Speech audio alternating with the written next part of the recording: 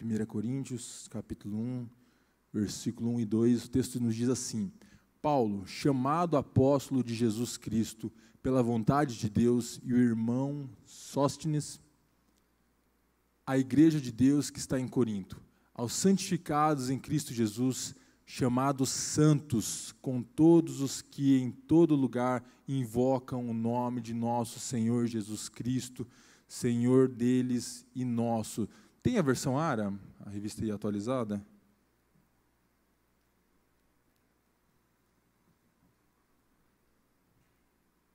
Versículo 2. Amém. A igreja de Deus que está em Corinto, aos santificados em Cristo Jesus, chamados para ser santos, com todos os que em todos os lugares invocam o nome de nosso Senhor Jesus Cristo, Senhor deles e nosso, chamados para ser santos. Amém, amados? Podeis assentar. A todos, nós estamos, como eu já falei, iniciando a nossa nova série de mensagem. Na verdade, a nossa última série da nossa trilogia, nós estamos ali trabalhando o Hebreus, capítulo 12, versículo 14 ali, e nós fizemos uma trilogia neste ano, primeira série de mensagens ali, movidos pela eternidade, onde nós entendemos qual que é a nossa motivação, o que nos move aqui nesse mundo, a série de mensagens passado Retorno à Santidade, onde nós trabalhamos durante 7 ministrações, alguns pecados, coisas que talvez para a gente é algo normal, né? Pecados de estimação, só que são coisas que ferem ao Senhor.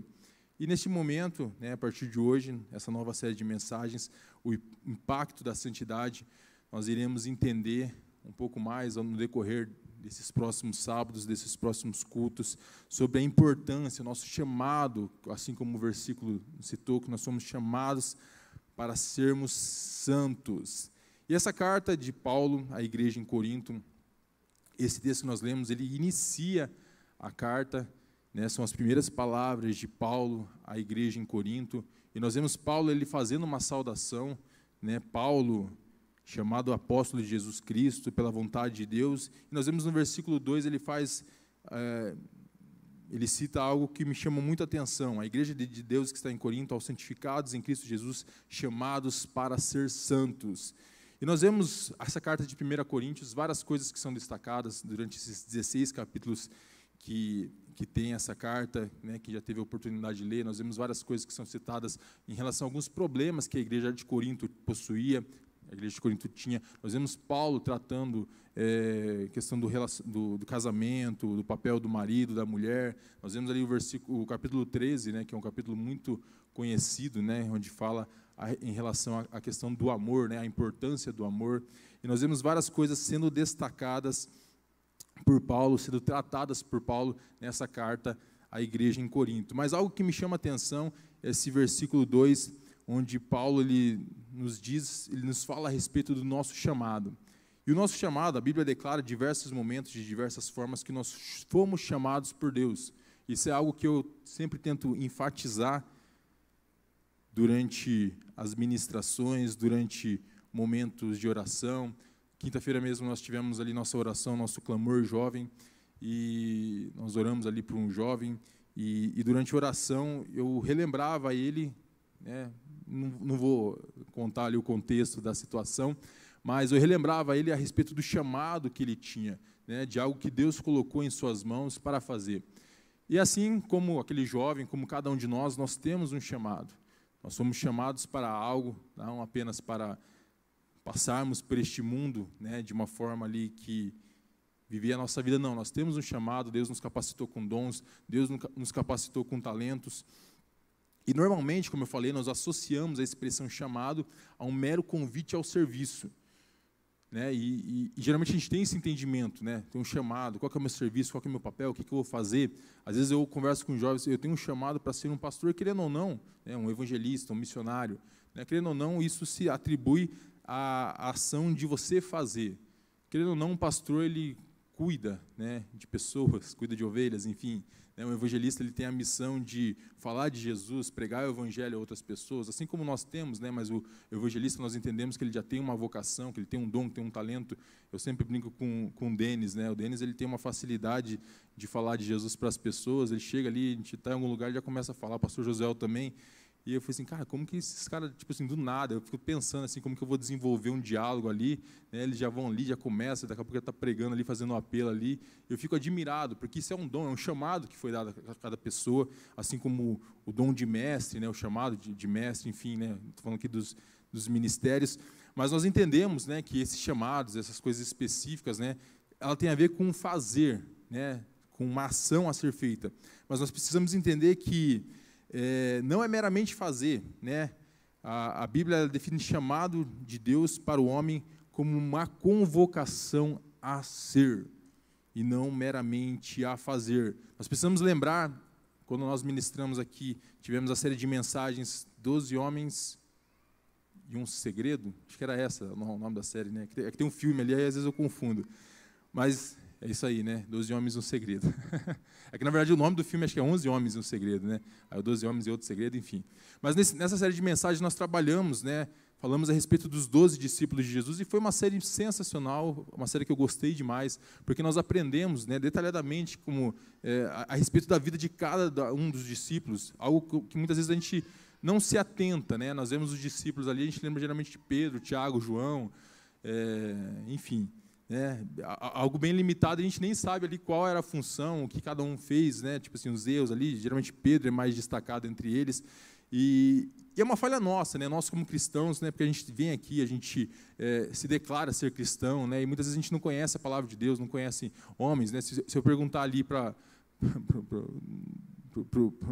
alguém que gosta de futebol, o pessoal ali da minha época ali, galera ali que tem 20 anos ali, que nem eu, se eu perguntar ali a escalação da seleção da Copa do Mundo de 2002 ali, facilmente ali a gente vai falar ali, os 11 homens ali, talvez a gente esqueça de um ou dois. Hoje eu nem sei, hoje eu nem faço a mínima ideia ali de quem joga na seleção brasileira, de tão triste ali que está. Mas, enfim, a gente sabe, tipo assim, o nome de todo mundo ali, é a respeito da Bíblia ali, dos discípulos, de homens importantes que estiveram, que andaram com Jesus, que fizeram diferença. Muitas vezes a gente tem essa dificuldade de falta de interesse, na verdade. Eu me lembro que nessa série de mensagens, a primeira ministração que teve, nós falamos a respeito do chamado de Jesus. Quando no versículo, em Marcos, Evangelho de Marcos, capítulo 3, versículo 13 e 14, diz que, e subiu ao monte, Jesus no caso, e chamou para si os que ele quis e vieram a ele. O versículo 14, se puder colocar, Marcos 3, versículo 14. Marcos 3, versículo 14, isso. Então designou 12, aos quais chamou de apóstolos para estarem com ele e para os enviar a pregar. Pode deixar aí pausado. Nós vemos aqui que aqueles homens eles foram escolhidos. Jesus ele já estava no final da sua vida, ele entendia que alguém precisava dar sequência ao seu ministério, e ele escolhe 12 homens incomuns, 12 homens que tinha tudo para dar errado. E é interessante que não tinha um plano B ali. A gente vê Mateus e Judas, o zelote ali, Mateus era um publicano, Judas era um zelote. O zelote era totalmente inimigo, dos publicanos, dos romanos, no caso, enfim, e a gente vê ele assim, cara, isso daqui vai dar errado, e Jesus confia a sequência do seu ministério àqueles homens ali. A gente vê Pedro, a gente vê Mateus, enfim, André e tal, e o que é interessante é que aqueles homens, eles andaram com Jesus, eles foram ensinados, eles foram ministrados, Jesus, ele ministrou na vida deles que eles dariam sequência, que eles fariam coisas maiores, que eles expulsariam demônios, curariam enfermos, mas o que me chama a atenção nesse versículo é que Jesus, primeiramente, chamou eles para estarem com ele e depois os enviasse a pregar. O que acontece é que muitas vezes a gente vem até Jesus, só que a gente já quer agir, a gente já quer ter uma ação, a gente já quer cumprir o nosso chamado, a gente já quer fazer algo, mas nós nos esquecemos que o nosso primeiro chamado é para estar com ele, estar. E geralmente nós associamos, como eu falei, o chamado divino apenas a uma tarefa a executar, uma missão a cumprir, um trabalho a fazer.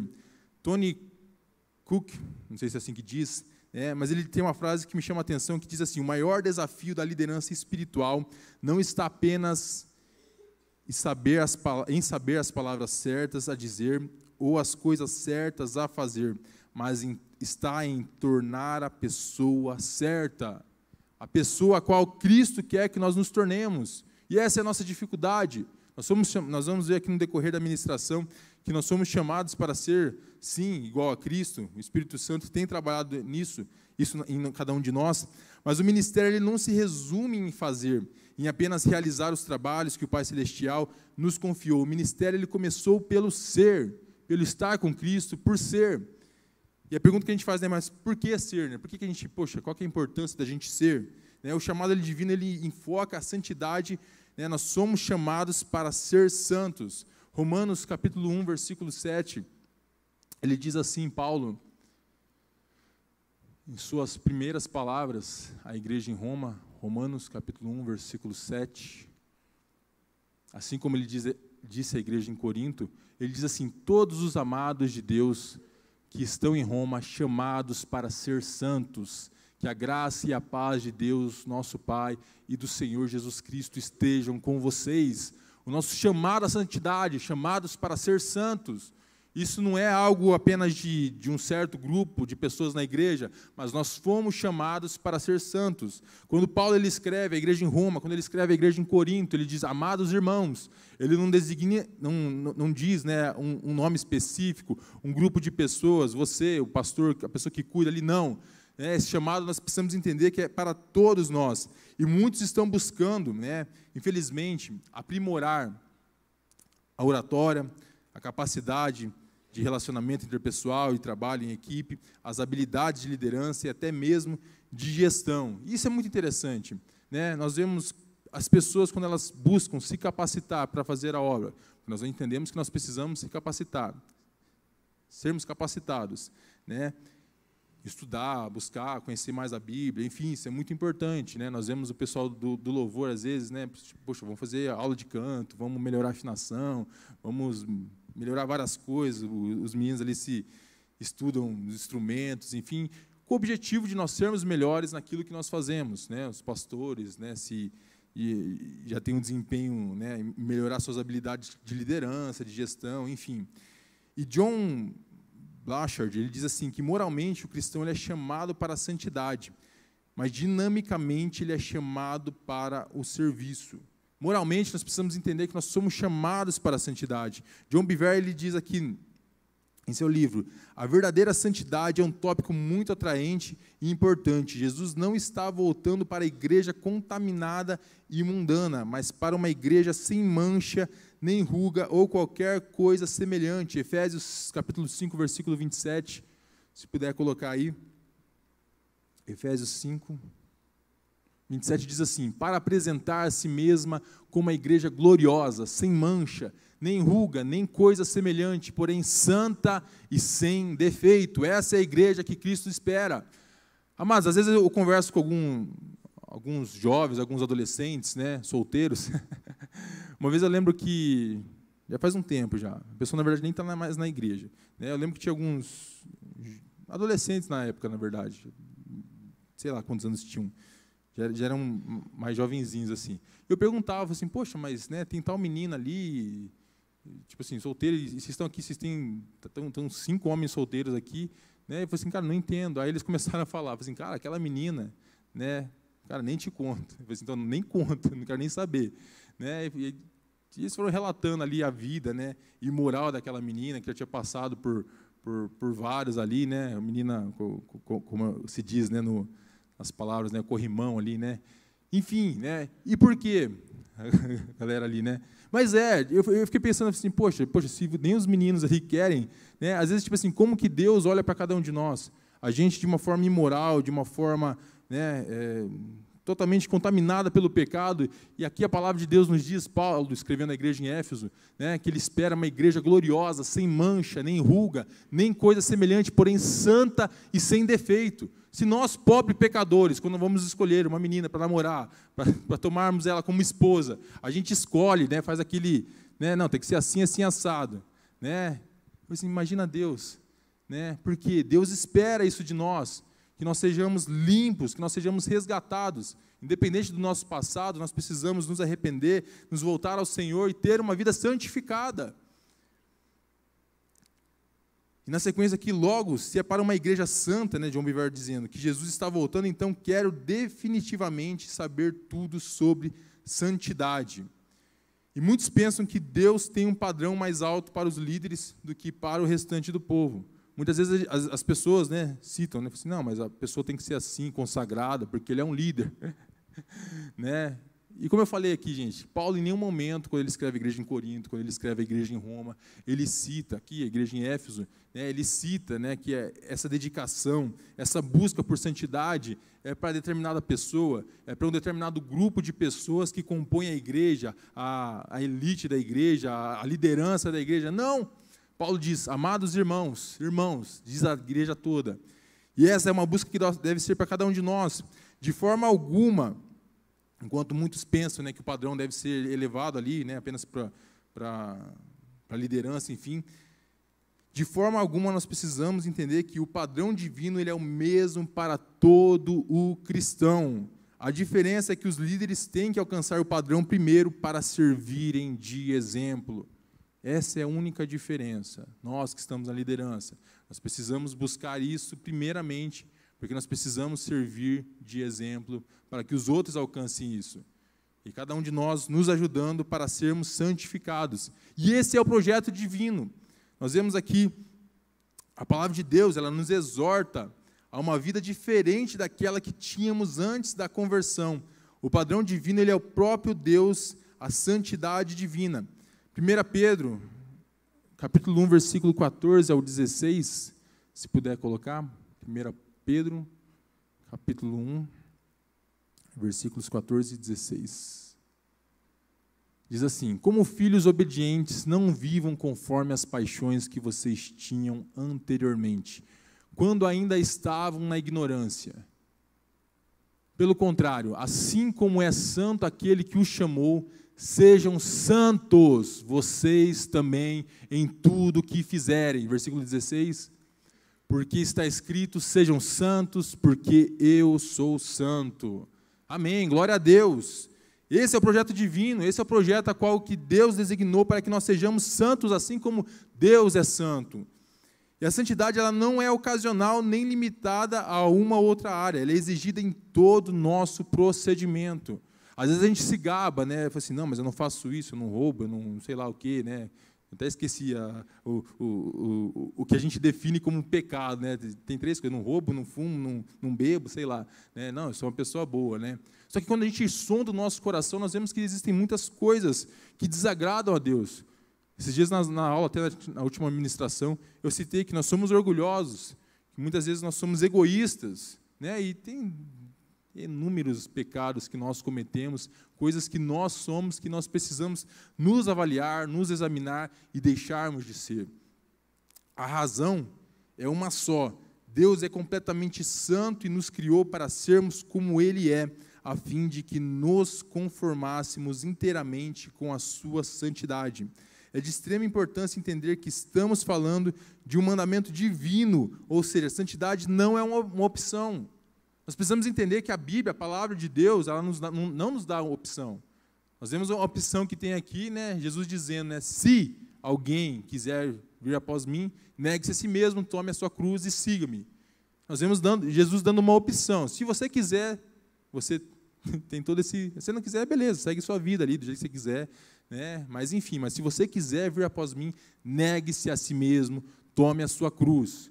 Nós vemos Jesus ele dizendo, trazendo vários mandamentos. Ide por todo mundo, pregai o evangelho. Ide. Existe a opção, se você quiser ir. Não, ide. Ame o teu próximo como a ti mesmo. Jesus ele nos dá opção, não nos dá opções. E são mandamentos que precisam ser cumpridos, que são exigidos de cada um de nós. E os mandamentos que recebemos do nosso Senhor ou dos apóstolos, eles não podem ser negligenciados nem ignorados por cristãos sérios. Deus nunca ensinou que devíamos ponderar seus desejos e seus mandamentos para nós, tomando como base nosso próprio julgamento e então decidir o que queremos fazer a respeito deles. Infelizmente, é isso que nós fazemos. A gente lê a Bíblia, infelizmente, assim, a gente não tem a Bíblia como algo que nós precisamos seguir, né? A nossa fé, né? O cristianismo, né? A qual a gente vive, né? Geralmente, o que a gente faz? A gente, em vez de nos adequarmos de acordo com a palavra de Deus, a gente adequa, né, a palavra de Deus de acordo com a nossa vida. Mas isso daqui Paulo escreveu, mas isso daqui, cara, 2000 anos atrás, acho que está errado, isso daqui tem que ser reavaliado. E nós vemos quantos líderes, quantos caras falando bobeira ali, para não dizer outra palavra, né?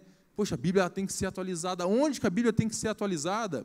Infelizmente, né, devido os nossos pecados e a falta, né, da gente querer mudar, nos tornarmos cada vez mais semelhantes a Cristo, a gente, poxa, não, isso aqui está errado, isso aqui é do Antigo Testamento. E não é, amados. Nós precisamos nos moldar de acordo com a vontade de Deus, de acordo com a palavra de Deus. O projeto divino ele nos conformar à imagem do Senhor Jesus. Romanos capítulo 8, versículo 29, diz assim, Romanos 8, 29, pois aqueles que Deus de antemão conheceu, Ele também predestinou para serem conformes à imagem de seu Filho, a fim de que Ele seja o primogênito entre muitos irmãos. Repetindo, Deus de antemão conheceu, Ele também predestinou para serem conformes à imagem de seu Filho. Jesus ele veio à terra como Filho único, João 3,16, porque Deus amou o mundo de tal maneira que deu seu único Filho, seu Filho unigênito, para que todo aquele que nele crê não pereça, mas tenha vida eterna, textual da Bíblia, que todos conhecem, porém com a intenção de se tornar o primogênito de muitos outros filhos de Deus, que seriam gerados à sua própria semelhança. A salvação que nos foi oferecida não tem apenas o propósito de perdoar pecados, mas de nos transformar na imagem de Cristo. E esse deve ser o nosso anseio, nos tornarmos cada vez mais semelhantes a Cristo. Nós lemos os evangelhos, nós trabalhamos uma série de mensagens na época da pandemia ali, 2020, 2021, terminamos acho que no começo de 2022. Simplesmente como Jesus, nós ministramos ali os 4 evangelhos, né, de forma simultânea ali, e nós vimos ali os feitos de Jesus, né, a vida de Jesus desde o seu nascimento até a sua morte e ressurreição, até o momento que ele foi elevado aos céus. Nós vemos como foi Cristo, a sua vida, algo maravilhoso, como Cristo amava as pessoas, como Cristo perdoava as pessoas. E eu olhava aquelas ministrações, eu ouvia aquelas ministrações e falei assim, meu Deus, eu preciso ser melhor, eu preciso agir dessa forma. E não é fácil. Eu me lembro uma vez na escola dominical dos adolescentes, o texto falava a respeito da morte de Jesus, e nós lemos ali o texto ali, que é utilizado ali como embasamento para a lição. Acho que até o Pedro estava ali, acho que ele vai lembrar. E a gente leu aquele texto ali e foi algo chocante assim, para nós, né? A gente foi ministrado ali. Eu quase acabei já a aula só no primeiro texto, ali, nos versículos que nós lemos. A respeito da morte de Jesus, as pessoas zombando Jesus ali, enfim, Jesus ali calado, ali, sofrendo aquilo, né? Toda aquela dor. E eu falei assim, meu Deus, esse é o Cristo, esse é o nosso... Ele não precisava disso, mas Ele veio até nós, por amor a nós. Ele poderia ter deixado, quando Ele estava no Getsemane, quando Ele faz a pergunta a Deus, ao seu Pai, Pai, se possível, passe de mim esse cálice.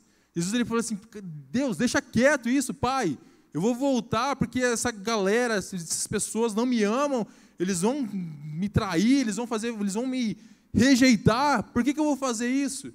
Mas Cristo, Ele cumpre o seu propósito, cumpre o seu chamado. E hoje nós temos a oportunidade de sermos salvos através do sacrifício de Cristo. E esse é o motivo de nós estarmos aqui. Porque nós fomos resgatados. Irmãos, galera, nós precisamos ser gratos a Deus por isso.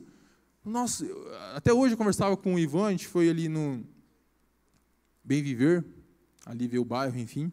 E a gente contava algumas coisas, a gente conversava, não lembro o teor da conversa, mas a gente relatou, né, que muitas vezes nós nos esquecemos do que Cristo fez por nós. Isso é algo muito fácil. Eu me lembro que na época da pandemia, até citei ali para o para o Ivan, a gente via pessoas aqui dando testemunhos e falando, né, pessoas que ficaram hospitalizadas, né, e contando ali, ficando assim, meu Deus, né, que coisa horrível, né, que essas pessoas passaram. E elas diziam assim, né, para toda a igreja ali, 500 pessoas, assim, a partir de hoje eu vou ser fiel ao Senhor, eu vou fazer mais, eu vou não sei o que lá e tal, né, maravilhoso. A gente chorou, a gente se emocionou ali, aplaudiu o nome do Senhor, né, pelo milagre que havia sido feito em relação àquelas pessoas. Mas nós vemos que algumas daquelas pessoas ali que testemunharam, fizeram promessas, que seriam fiéis, que se dedicariam mais à obra do Senhor, se esqueceram. Se esqueceram hoje, sei lá, enfim, né, alguns talvez nem estão mais na igreja, mas se esqueceram daquilo que Cristo, né, dos milagres, do milagre, na verdade, que Deus proporcionou a elas, né, e um milagre maior, né, que é a salvação. Nós orávamos aqui na quinta-feira, e tinha alguns pedidos de oração ali, enquanto nós estávamos no Clamor Jovem, e eu sei que é difícil. Nós, como seres humanos, a gente idealiza, né, que os nossos amigos, os nossos parentes, né, tenham a sua saúde restaurada. Isso é algo que cada um de nós quer, que a gente ora, a gente busca, né, para que as pessoas não vivam eternamente. Né? Se eu pudesse, né, minha avó, se ela pudesse estar viva até hoje, eu gostaria muito. Né? Enfim, e outros parentes ali que eu tive ali que infelizmente se foram, mas é a vida. As pessoas se vão, né? Mas assim, nós precisamos entender que algo maior do que uma pessoa ser curada, algo maior do que qualquer coisa que pode nos acontecer com benefícios terrenos, é a salvação. É saber que um dia nós encontraremos essa pessoa novamente na eternidade. E essa é a minha esperança. Um dia eu vou estar com minha avó ali, desfrutando da eternidade com Cristo, e outros parentes que eu tenho, e essa é a nossa esperança. Um dia nós estaremos num lugar que não haverá tristeza, não haverá dor, haverá paz, alegria, e nós teremos o principal de tudo, Cristo estará lá. E é isso que é maravilhoso, é isso que nos motiva. Isso nós ministramos ali na nossa primeira série de mensagens, Movidos pela Eternidade. É isso que nos motiva a estarmos aqui, vivemos momentos de aflições. Cristo, ele disse, no mundo tereis aflições, mas tende bom ânimo, eu venci o mundo. E se Cristo venceu o mundo, ele nos dá uma afirmação, assim, eu tive aflição, eu passei por momentos difíceis, e Cristo é maravilhoso, que Cristo ele nos dá algumas demonstrações de coisas que nós iremos viver, se vocês não viveram ainda, mas Cristo passou, Cristo foi traído. Às vezes a gente está numa situação ali, esse tempo atrás, na verdade, né? Aconteceu uma coisa ali que eu achei muito chata, eu fiquei assim, poxa, mas como pode, Deus, né? Poxa, eu não fiz nada, estava de boa ali e tal, aí fizeram, enfim. Mas aí, Cristo ministrou meu coração, eu falei assim, eu não fiz nada, e eu fui traído, eu fui negado, aquelas pessoas que estavam comigo se dispersaram, e eu estava ali, sozinho, no Getsemane, orando, clamando. Cristo passou por situações difíceis também, mas nós temos esperança que Cristo nos prometeu que para termos bom ânimo, porque Ele venceu o mundo e nós venceremos também. E amados, o texto que nós lemos aqui, Romanos 8, 29, só para lembrar aqui onde eu estou, lembrei. Jesus, já disse aqui. O Espírito Santo que em nós habita, ele tem a seguinte missão, nos transformar na imagem de Jesus. 2 Coríntios, capítulo 3, versículo 18.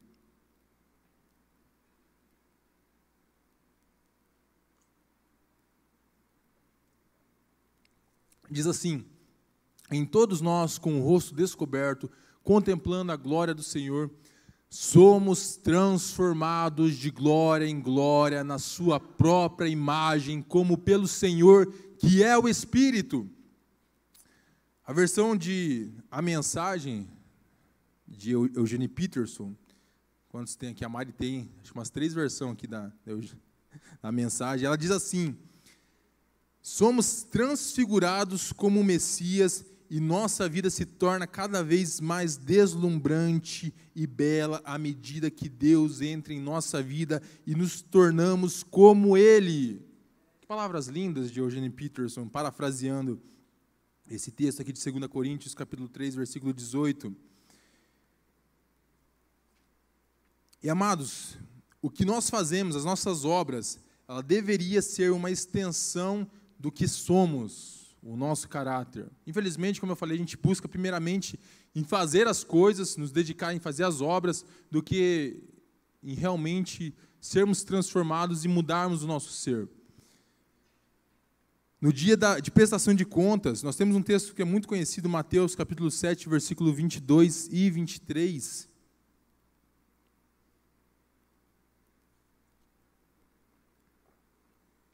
Diz assim: muitos naquele dia vão me dizer, Senhor, Senhor, nós não profetizamos em seu nome não expulsamos demônios, em seu nome não fizemos muitos milagres? Então lhes direi claramente, eu nunca conheci vocês, afastem-se de mim, vocês que praticam o mal. Imagina, nós vivemos a vida inteira nos dedicando na igreja, em servir ao Senhor, já disse isso aqui várias vezes, né? Poxa, Senhor, mas eu cantei no Gilead, eu fiz isso, fiz aquilo, toquei ali violão e tal, afasta-se de mim que eu não te conheço. E sempre quando eu ministro isso, eu falo a respeito da nossa motivação, que muitas vezes nós servimos ao Senhor com a motivação errada.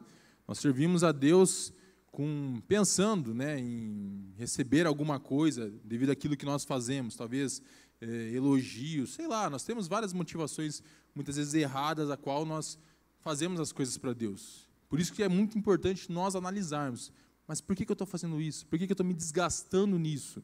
Realmente é para Deus? Mas uma definição muito interessante, que Jesus ele não chama as pessoas de mentirosas. Jesus, quando ele ouve, né, Senhor, mas em teu nome fiz isso. Jesus em nenhum momento ele diz, assim, mentira, você não fez isso em meu nome.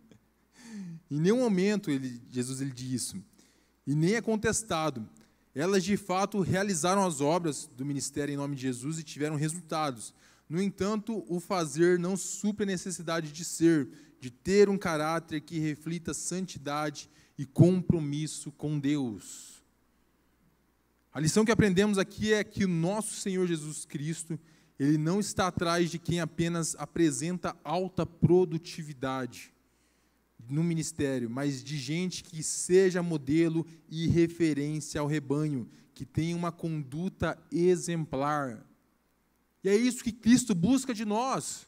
Às vezes a gente se desgasta tanto com fazer, vive no ativismo religioso, né, com a agenda lotada, não, eu tenho isso, tenho aquilo, é algo que muitas vezes eu me cobro, né, às vezes a gente se envolve com tantas coisas, mas quando Paulo, 1 Timóteo capítulo 3, versículo 1,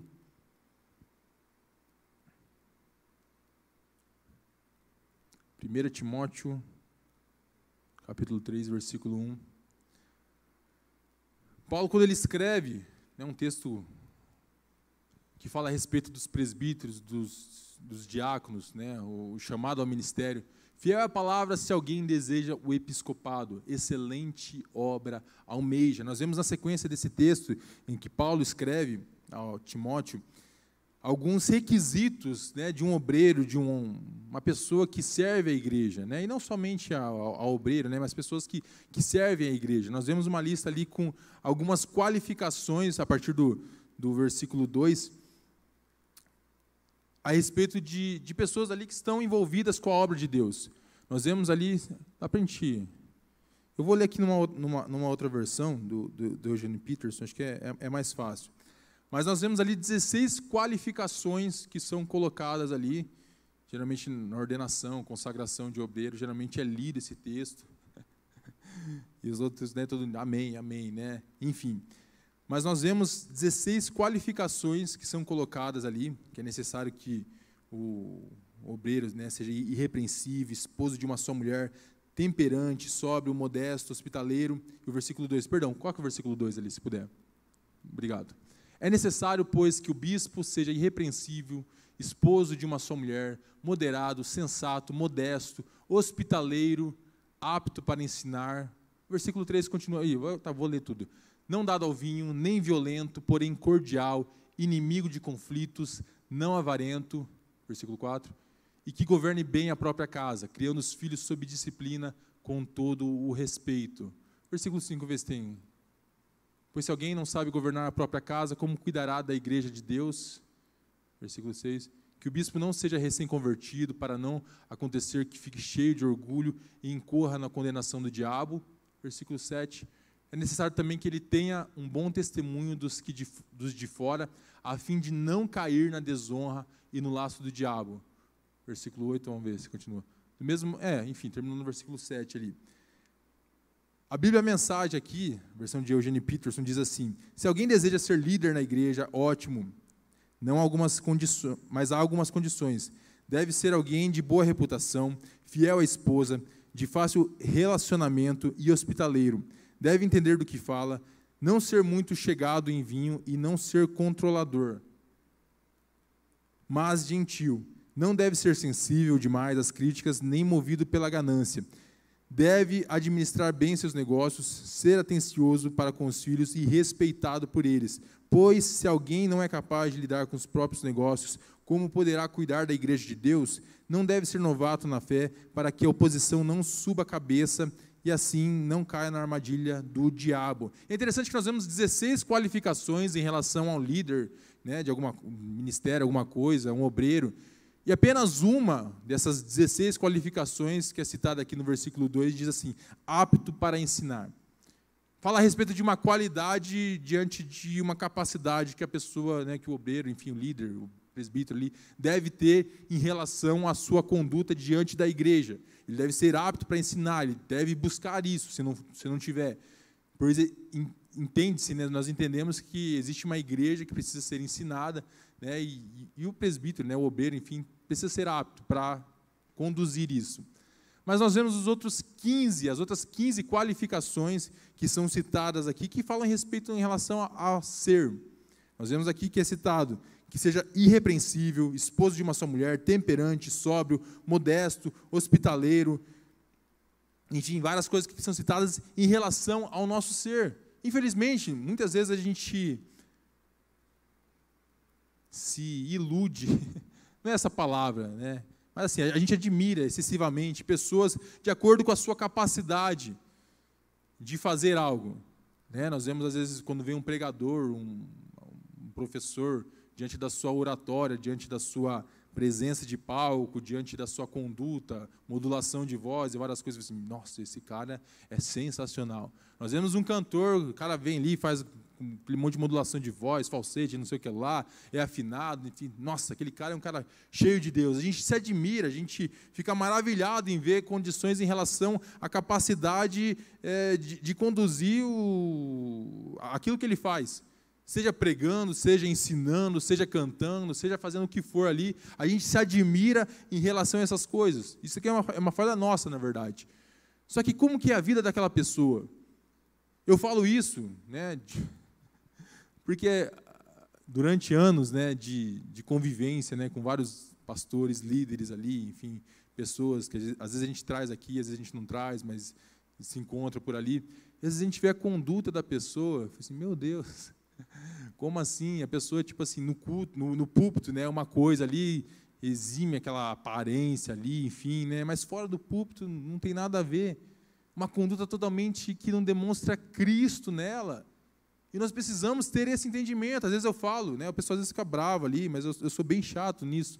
Nossa, chama fulano, que fulano. Eu falo assim, não vou chamar. E eu não gosto de ficar falando porque a razão, né? Eu acho, às vezes não tem necessidade, né? Mas, poxa, a gente conhece as pessoas ali. Assim, nossa, mas fulano ali. Eu falo assim, não, eu conheço a vida dessa pessoa. Poxa, prega muito, fala, não sei o que lá, mas vive falando mal do pastor. Poxa, o que a pessoa quer? Me lembro uma vez os adolescentes falaram assim, chama fulano ali para ministrar, uma pessoa de outra igreja. Eu falei assim, não vou chamar. A pessoa com o microfone é uma benção, um cara cheio de Deus. Mas, cara, todas as vezes que eu vejo ele sem o microfone, eu vejo ele no fundo da igreja. Ele não é dessa igreja, tá, gente? Nenhum dos exemplos que eu estou citando aqui são da igreja. Mas a pessoa, eu lembro ali no evento que a gente teve do SDA ali, a pessoa, tipo, você ficava ali no fundo conversando. Eu falei assim, cara, não vi ele nem cutuando. Assim, aí pega o microfone diante de um público, diante de uma plateia ali, aí o cara se enche ali, coloca uma máscara ali, se finge uma santidade que não tem, né, um relacionamento com Deus que não existe. E nós precisamos ter esse cuidado. A gente se acha bonito, nossa, aquele cara ali e tal, mas, poxa, será que é realmente isso que importa? Paulo, quando ele diz a Timóteo, será que ele faz uma relação ali com 16 qualificações? Não, tem que ter uma voz legal, ele tem que andar bem ali no palco, ele tem que ter uma boa oratória, não fala isso. São 15 qualificações em relação ao ser, em relação à essência, falar a respeito de santidade. E é isso que nós precisamos ter um cuidado. Vou correr aqui. E ainda assim, como eu falei, em nossa atual linha de produção de obreiros, o que a igreja mais parece valorizar é a habilidade. Se alguém demonstra conhecimento bíblico, prega, ensina, aconselha ou ministra bem, parece ser o suficiente para estar no ministério. E quais são as consequências desse erro que nós muitas vezes cometemos? Além da hipocrisia praticada por aqueles que pregam sem dar testemunho de vida, sem um caráter exemplar, ainda temos o outro agravante, o padrão de vida cristã sugerido veladamente aos que estão debaixo e cuidados desse tipo de ministro. Eles são grotescamente rebaixados em relação ao que Deus determinou para o seu povo. Não existe uma referência. Na verdade, a referência que existe está desconfigurada. Assim, poxa, Deus fala para isso, mas tipo assim, poxa, o cara tem uma vida totalmente desregrada. Assim, poxa, eu posso ter então, eu posso viver dessa forma. E não que a gente, claro, a gente precisa observar para isso, porque a palavra ela é clara. Jesus, quando ele diz, Lucas, capítulo 6, versículo 40, o Evangelho de Lucas, capítulo 6, versículo 40, diz assim: o discípulo não está acima de seu mestre, todo aquele, porém, se for bem instruído, será como o seu mestre. Fala aqui a respeito dessa comparação. Se nós queremos que os nossos liderados vão além, nós precisamos ir além. Nós precisamos ter uma busca. Uma vez me perguntaram, eu estava numa conferência de líderes ali em Curitiba, ano retrasado, e um outro pastor ali me perguntou, eu falei da programação, tal, a gente tem oração e tal. Eu falei assim, cara, mas por que você vai orar ali e tal, com a galera? Você não pode designar alguém para ir lá. Eu falei assim, cara, eu preciso orar. Primeiramente, eu preciso orar. E segundo, eu preciso estar ali com eles orando. Estimular, porque às vezes os jovens vêm e falam assim, poxa, mas nem o líder está aqui, por que eu vou estar aqui orando? Nem o líder participa, por que eu vou estar aqui participando? E às vezes a gente acha, não, eu estou só na frente. Não, nós precisamos estar ali envolvidos para gerar aquele entusiasmo. Eu falei assim, não, eu preciso ir lá. Nós precisamos buscar. A gente, se realmente a gente tivesse uma condição não, mas tipo assim, se a gente tivesse uma prática, na verdade, de buscar a Deus em nossas casas, se realmente a gente não se envolvesse tanto com tantas coisas que tem, tantas distrações, seria algo prático. Eu falei assim, poxa, ora na sua casa. Mas nós entendemos também que a igreja em Atos, no capítulo 2 diz, eles iam ao templo orar, eles oravam juntos. Nós lembramos no capítulo 3 de Atos, Pedro e João, eles indo ao templo, quando é realizado aquele milagre da cura do coxo, eles iam ao templo orar. Nós precisamos entender que a igreja reunida, orando, buscando ao Senhor, era uma prática que vem desde a igreja primitiva. Mas, enfim, Mateus capítulo 23, versículo 3, já correndo para o final, ele diz assim, Mateus capítulo 23, versículo 3, diz assim, portanto, façam e observem tudo o que eles disserem a vocês, mas não os imitem em suas obras, porque dizem e não fazem. Jesus, ele orienta, ele fala a respeito dos fariseus aqui, ele, assim, vocês precisam ouvir, o que eles estão falando é verdade, é a palavra de Deus, mas a prática deles está errada, mas preste atenção no que eles estão falando e faça aquilo que eles estão falando. A vida deles é torta, totalmente nada a ver, totalmente deformada ali, eles são hipócritas, mas façam aquilo que eles estão falando, que é a palavra de Deus. Eles estão apenas replicando o que Deus nos orientou, o que Deus quer que nós façamos. E, no entanto, sem o testemunho dos que estão à frente, enfim, o ânimo de obedecer à verdade, ele pode ser comprometido, infelizmente. Mas nós precisamos olhar para o Senhor Jesus, nós precisamos olhar para a palavra de Deus, aquilo que a palavra de Deus nos diz para nós sermos, aquilo que Deus designou para cada um de nós, o desejo de Deus de nós sermos transformados e sermos cada vez mais semelhantes a Jesus, isso deve ser levado em consideração. Nós estamos aqui trabalhando, sendo transformados cada vez mais parecidos com Cristo. E finalizando aqui, gente, Isaías, capítulo 6, versículo 8, ele diz assim: depois disso, Isaías 6, 8. Depois disso, ouvi a voz do Senhor que dizia: a quem enviarei e a quem há de ir por nós? Eu respondi: eis-me aqui, envia-me a mim. Podem ficar de pé, gente? Nós já estamos encerrando.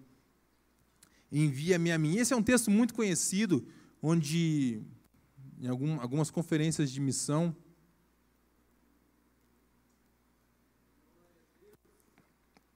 às vezes é citado, e essa é uma frase, que acho que até faz parte de canção, não sei, mas que nos chama a atenção: eis-me aqui, envia-me a mim. Esse é um versículo que arde no nosso coração. A quem enviarei, a quem há de vir por nós? E nós dizendo ao Senhor, Isaías dizendo: envia-me a mim, eis-me aqui, Senhor. E nós estamos aqui, e nós clamamos a Deus: nos envie. Senhor, nós estamos aqui dispostos a fazer a tua obra. Mas no versículo, um pouco antes, no versículo 5, Isaías, ele relata, versículo 5, do capítulo 6, ele diz assim: então eu disse, ai de mim, estou perdido, porque sou homem de lábios impuros, e habito no meio de um povo de lábios impuros, e os meus olhos viram o Rei, o Senhor dos exércitos. Isaías, ele faz uma reflexão. Eu falei assim: eu sou um homem de lábios impuros, eu habito no meio de um povo de lábios impuros, eu estou aqui na roda dos escarnecedores, como diz o primeiro salmo. Mas nós vemos nos versículos 6 e 7, onde após Isaías ele ter essa consciência de quem realmente ele era, nós vemos aqui dizendo: então um dos serafins voou para mim, trazendo na mão uma brasa viva, que havia tirado do altar com uma pinça. Com a brasa tocou a minha boca e disse: eis que esta brasa tocou os seus lábios, a sua iniquidade foi tirada e o seu pecado perdoado. E nós vemos no versículo 8, na sequência ali, onde Isaías, tendo esse entendimento, o Senhor diz assim: a quem enviarei, a quem há de vir? E Isaías então, após ser tocado pelo Senhor, após ser perdoado, após ser restaurado, ele diz assim: eis-me aqui, envia-me a mim. Amados, cadê o Ministério de Louvor? Está ali. Nessa noite, que nós possamos entender através dessa mensagem que foi ministrada, que diante do nosso desejo de servir, de sermos usados por Deus, se eu for perguntar aqui para cada um, assim: Alexandre, queima no meu coração fazer isso, queima no meu coração ser um pregador, queima no meu coração ser um missionário, ir para a África, ir para a Ásia, queima no meu coração ministrar louvores à igreja, não sei. Mas nós precisamos entender que antes de nós sermos chamados para fazer algo, nós fomos chamados para sermos santos. E essa deve ser a nossa busca. Esse é o objetivo dessas séries de mensagens que estão sendo trabalhadas, para que nós venhamos buscar a santidade, sermos santos, sermos trabalhados em coisas que, por muitas vezes, para nós é algo insignificante. Ah, poxa, mas eu só falo mal do irmão ali, mas o que tem a ver? É errado. E nós precisamos nos cuidar em relação a isso. Poxa, mas eu vejo alguns vídeos ali, é errado. Poxa, mas como eu falei na última ministração, às vezes a gente assiste uma série Netflix lá, tem 40 minutos ali de duração, mas durante 1 minuto ali a gente vê uma cena ali de relação sexual ali e tal, que são coisas que que entram dentro de nós. E, amados, isso é tão sério. Eu vou dar aqui um último exemplo. Eu sei que o horário aqui já estourou, mas eu me lembro de uma jovem que ela tinha uma doença, e essa doença ela não podia ter contato com glúten. Ela não podia ingerir nada que tivesse glúten. E essa jovem, ela, em sua casa, ela cozinhava, claro, ela tinha sua família, né? E claro que a família, ela não poderia talvez ficar dependente de fazer as coisas ali em torno dela. Então ela tinha ali todo o seu material de cozinha, tinha ali colher, faca, garfo, enfim, tudo ali, panela, enfim, para cozinhar para ela comidas ali que não tivessem glúten. e ela faz toda essa separação, e é interessante que, para lavar aqueles utensílios da cozinha ali, ela também tinha utensílios separados, ela tinha uma esponja ali, uma buchinha ali, enfim, tudo separado para que em nenhum momento aqueles utensílios pudessem ter contato com o glúten, o que poderia trazer um dano enorme, gigantesco para aquela jovem. Não sei se alguns aqui tem algum problema com glúten, com lactose, nós vemos pessoas que têm alergia, enfim, quando entra em contato com essas coisas, às vezes passam mal, são várias coisas ali que acontecem, e aquela jovem, ela tem esse entendimento, eu falei assim, e ela faz essa separação de tudo, porque ela entende que o glúten era algo que fazia muito mal para a vida dela. Poxa, é só um pouquinho, mas fazia mal para a vida dela. E nós precisamos entender, nós como cristãos, que nós precisamos da mesma forma, a palavra santidade, ser santo, é ser separados. E nós precisamos entender que da mesma forma nós precisamos ser separados. As coisas que nós vemos, as coisas que nós falamos, a forma que nós conduzimos a nossa vida, precisa ter esse entendimento. Pois nós entendemos que um pecado, que é algo que muitas vezes para nós é algo insignificante, e isso fará um dano gigantesco para a nossa vida. E nós não podemos de maneira alguma permitir que essas coisas adentrem dentro de nós, se manifestem em nossas vidas. Nós precisamos tomar esse cuidado, ter esse zelo. Não é questão de ser legalista, de ser santarrão, mas nós entendemos que talvez uma imagem que nós vemos, e isso pode gerar várias coisas dentro do nosso coração, isso pode aumentar e nos causar danos para a nossa vida, e muitas vezes danos eternos. E nós precisamos ser separados, precisamos nos separar, precisamos buscar a santidade, sermos santos. Esse foi o chamado de Cristo para nossas vidas. Paulo dizendo: sede santos, buscai a santificação, sem a qual ninguém verá o Senhor. Feche seus olhos, vamos orar. Senhor, meu Deus, meu Pai, estamos na sua presença. Deus, nós te damos graças, ó Pai, por essa palavra ministrada aos nossos corações, Pai. Nós entendemos, Senhor, o teu chamado, Pai querido, que, Senhor, além de tudo aquilo que o Senhor nos capacitou para nós sermos, ó Pai, diante de tudo aquilo que o Senhor nos chamou, Senhor, para nós fazermos, Deus, diante de obras, Senhor, diante de ministérios, ó Pai, diante de coisas para o seu reino, Deus, nós entendemos que existem muitas pessoas que precisam sim ser alcançadas, e nós estamos aqui, como disse Isaías: eis-me aqui, Senhor, nós estamos aqui. Mas nós entendemos, ó Pai, que antes de qualquer coisa, Pai querido, o teu chamado para as nossas vidas, Deus, é para nós sermos santos, ó Deus, para nós sermos separados, ó Pai, diante de tantas coisas, Senhor, que nos são apresentadas, diante de tantas coisas que fazem mal a cada um de nós, diante de tantas coisas que desagradam ao Senhor. Nós clamamos a Ti, Senhor, neste momento, Deus, que o Senhor traga um despertar para as nossas vidas, Deus, diante dessa série de mensagens, Deus, que será trabalhada, Pai querido, que nós possamos, Deus, entender, Deus, diante de cada ministração, Deus, a importância, Senhor, de nós buscarmos a santidade, a importância, Senhor, de nós cumprirmos o Teu chamado, Deus, que primeiramente, Senhor, é sermos santos, Deus, assim como o Senhor é santo, que nós venhamos ser, Deus, trabalhados dia após dia, Senhor, segundo o Teu Espírito Santo, Deus, nos tornando, Pai, cada vez mais semelhantes a Cristo, que é a nossa referência. Paulo lhe disse: sede meus imitadores, assim como eu sou de Cristo.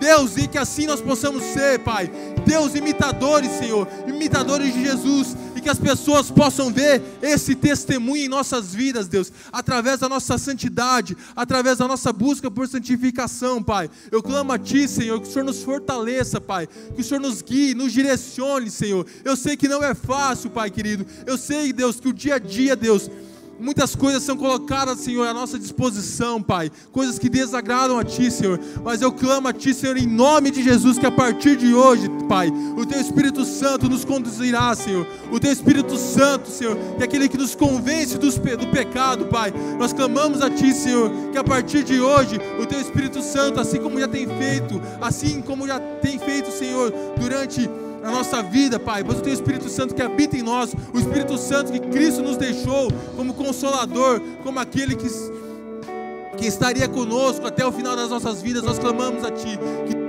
Espírito Santo nos direcione, para que nós venhamos ser aperfeiçoados, santificados e cada vez mais parecidos contigo, Deus. E seja conosco, Pai, com cada jovem, com cada adolescente, com cada irmão aqui presente, Deus. E nos ajude, Senhor. Nos ajude, Senhor, diante dessa missão, diante desse chamado que o Senhor nos deu, Pai querido, de sermos santos. E nós clamamos a Ti, que esse venha a ser o nosso desejo, de sermos santos, assim como o Senhor é santo, Deus. E nós clamamos, Te damos graças por tudo, em nome de Jesus. Amém.